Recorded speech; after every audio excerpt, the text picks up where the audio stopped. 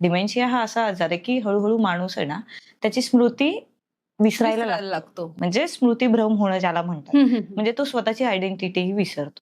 So त्या दरम्यान एक 45 इयरचे एक गृहस्थ होते जे तिकडे ऍडमिट होते आणि त्यांना डिमेन्शिया नावाचा आजार झाला होता. ते ऍक्च्युली प्रॉपर होते मुंबईच्या इथून आणि ते ऍडमिट होते पुण्यामध्ये. सो ती केस माझ्याकडे आली की मॅम तुमच्याकडे हा इन्चार्ज आहे, तुम्हाला हे सगळं पाहायचंय.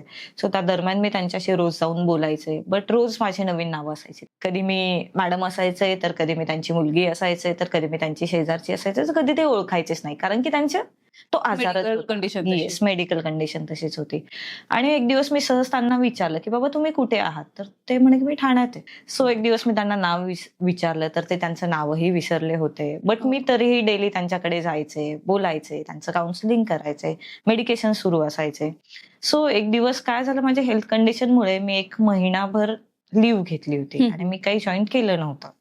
सो महिन्यानंतर मी जॉइन झाले. ते खाली आले आणि आल्यानंतर डायरेक्टली ते मला म्हणले, "मॅडमांनी तुम्ही आलात?" सो माझं असं झालं, की अरे ह्यांनी कसं ओळखलं? महिनाभरानंतर त्यांना मी एक्झॅक्टली. लक्षात आहे. हो, महिन्याभरानंतर त्यांना मी लक्षात आहे.